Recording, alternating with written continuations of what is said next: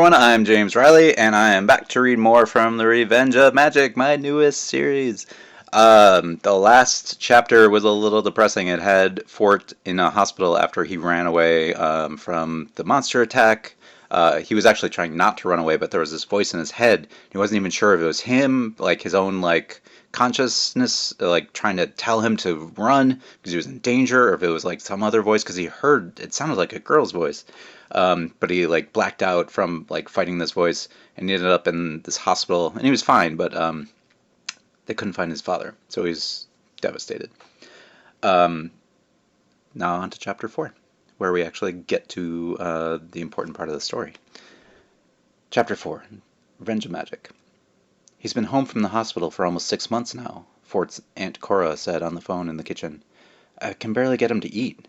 And now he's been suspended from school for fighting, of all things. The other boy made some comment about Washington, pretended to be that creature, and Fort just went berserk. And then after, he said he barely even remembered doing it. Fort ran his fingers over the brochure of the Gettysburg Address in various languages, the last thing his father had given him, then turned back to stare at the muted television in front of him, showing scenes of the destruction from the attacks 6 months ago.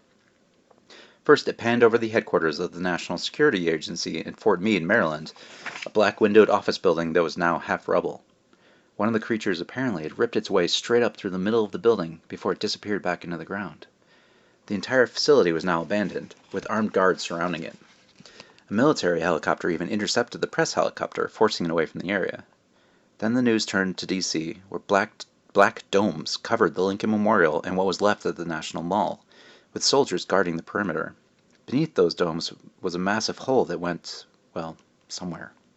Government wasn't saying where or how deep it was either. But somewhere down there, the creature had taken Fort's father. I don't know what to do, Lynn, his aunt had continued. I really don't. I don't think he even sleeps more than an hour or two at a time. That was true. Every time Fort closed his eyes, he saw the creature emerging from its green circle of fire, coming straight for him, while someone shouted in a low, guttural voice in some language he didn't recognize.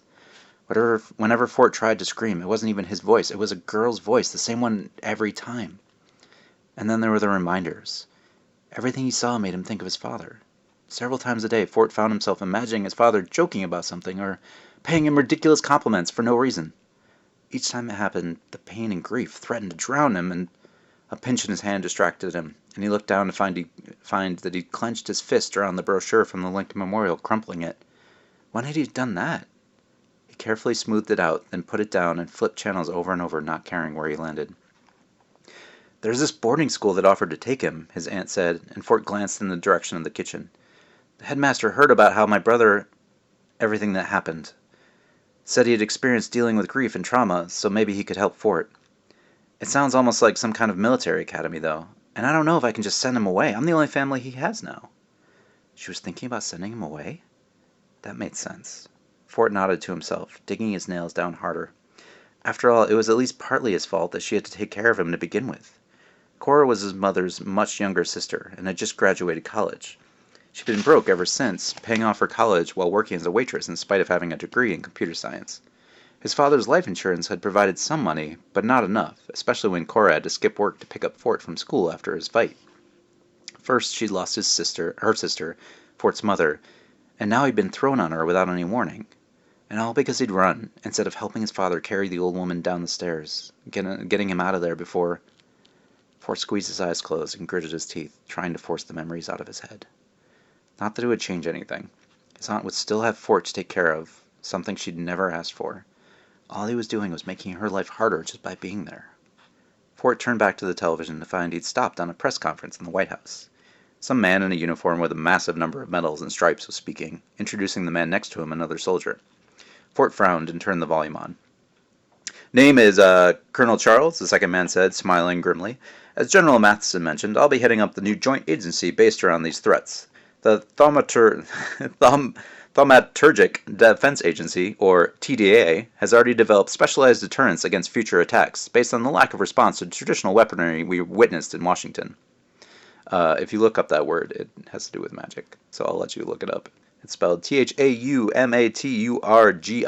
and I still have no idea how to pronounce it, in spite of using it as the name of the federal agency in my book. Thaumaturgic. Defense Agency. Specialized deterrents? What did that mean? What could they possibly do to stop those things? Do we know where those creatures came from and what they wanted? A reporter shouted. Colonel Charles stared down at the podium for a moment. The origins of the monsters is still unknown. Certainly they're nothing we've seen previously, but leads have suggested a motivating factor behind their attacks. There seems to have been some outside force either controlling them fully or setting them upon us. We have extensive investigations happening now, but you'll forgive me if I can't provide further information at this time. As soon as it's appropriate, I'll share everything I can. Was this a terrorist group, or the actions of another country? A different reporter asked. Will there be more attacks? Another shouted. Colonel Charles frowned. The people of the United States should sleep soundly. We have no indication of any further attacks, and we're working day and night to prevent them from happening again. No indication? But you didn't know about the first one, right? The same reporter asked. What do you mean, unknown origin? Yelled the second. Where could they have come from? What kind of deterrents are you using? How do you know they'll be of any greater use against the creatures if you don't even know what they are? I'm afraid that's all the time I have, Colonel Charles said. I'll update with further information as the situation warrants. He walked off to more reporters shouting out questions, and Fort muted the television again, not sure why he'd even bothered. 6 months later, and they still wouldn't say who'd done it or why. Not to mention that all anyone could think about was if and when another attack was coming. Schools had started holding earthquake drills in case one of the creatures tunneled up nearby. The internet was filled with rumors and conspiracy theories about what the creatures were, where'd they come from, and why they'd attacked. But all anyone knew for sure was that there'd been no warning the first time, so they couldn't expect any the next time. Maybe, but you can't live in fear, Fort, his father would have said, because it's not a place. Now, Cape Fear, that's a real region of North Carolina, so there you can live. You shouldn't watch that, his aunt said from the doorway, making Fort jump, thankfully pulling him out of his daydream. Are you okay? She asked. I know that anniversary is like 6 months. She trailed off. Fort nodded at her just to show he'd heard. He quickly learned that when he didn't respond, she just asked more questions. He clicked off the TV and slumped back against the couch, closing his eyes. Maybe she'd take that as a hint and just leave him here. At least then he wouldn't be dragging her down too. I'm going to order us a pizza for dinner, okay? She said, and he felt the couch shift as she sat down next to him. Whatever you want. Let's go nuts. I'm talking like 3 toppings. He shrugged, not opening his eyes. Food didn't taste like anything anymore, so it didn't really matter what she ordered. And after that, there's someone I want you to talk to, okay? She said. He's a doctor, but not like that therapist you didn't like. He runs a boarding school, and he says he can help you. He heard about you from, the news. And he reached out to me. He said his school might be a good fit. Fort opened his eyes and gave her another shrug, but this time forced the barest hint of a smile, not wanting her to feel bad about sending him away. At least then she could get on with her life. She hugged him gently and put her head on his. I miss them too, so much. Your dad and your mom. I'm so sorry you didn't have more time with your dad or get to meet your mom. They were amazing people. No. Fort pulled away, realizing he might be making her feel bad, but he couldn't. Every time she brought up, no, he couldn't listen to this, not now. He grabbed the Gettysburg Address brochure and stood up, heading for the kitchen. I'm going to get a soda. Do you want anything? She stared at him sadly. No, I'm okay. He nodded and left, passing right through the kitchen to Cora's bedroom, where he turned on her little TV. More news, but it was covering the protests outside the U.S. Capitol, where thousands of people had gathered to demand military action on whichever country had caused the attacks. Assuming anyone even knew. Several of the signs had suggestions, and they only got more angry and bitter from there. He flipped through the channels, desperate to keep his mind occupied so he didn't have to remember, until he landed on some cartoons, something he wouldn't have to think about. Minutes passed slowly, but eventually he heard Cora call for the pizza, and later answer the door for the delivery. His aunt had ordered pepperoni, which was fine, since she liked that, and he barely ate more than a slice these days anyway.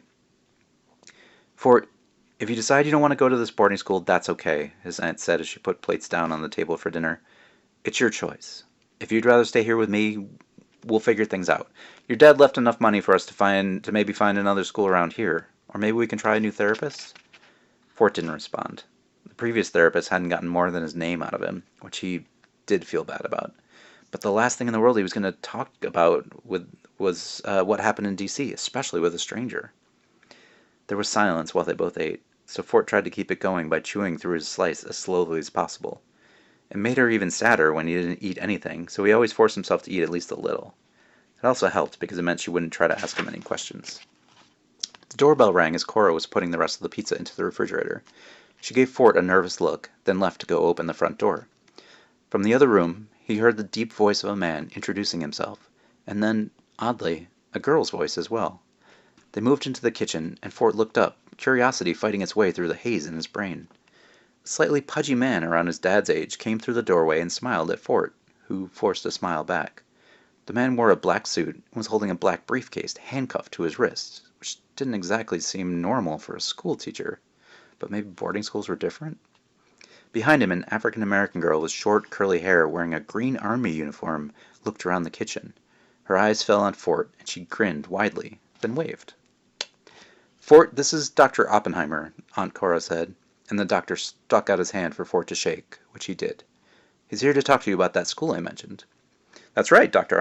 Oppenheimer said, and this is Rachel. He gestured toward the still smiling girl. She volunteered to give you a student's perspective of what it's like at my school. I found that can be very valuable for prospective students. He glanced at Rachel, who nodded excitedly. Ma'am, can I ask a favor before we start? Rachel said, dancing from foot to foot. Would you mind if I use the bathroom? It's been a long trip. Fort's aunt blushed. Of course, let me show you where it is, and you don't have to call me ma'am. Rachel waved goodbye to Fort as his aunt led her away. Dr. Oppenheimer placed his briefcase on the table and thumbed the locks open. Feeling curious for the first time in months, Fort moved to look inside, but he was disappointed to find a pack of papers filling it.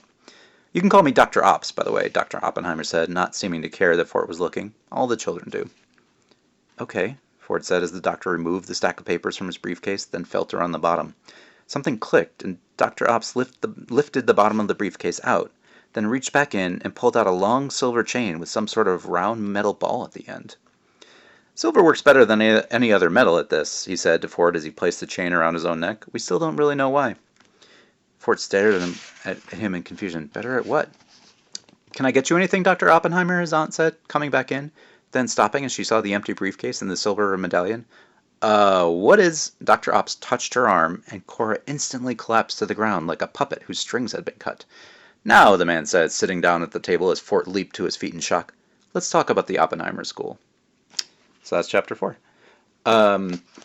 Dr. Ops is named after a famous scientist who worked on a very famous project in Manhattan. I won't tell you too much because I don't want to kind of give away the meaning, but you can probably look him up if you would like. There is it's kind of an homage to that. And if you read about who the original Dr. Oppenheimer was, you might kind of figure out what I mean. But I don't want to give too much away. So that is the first time Rachel appears, who's one of my favorite characters. She will be big in the book, as you will see.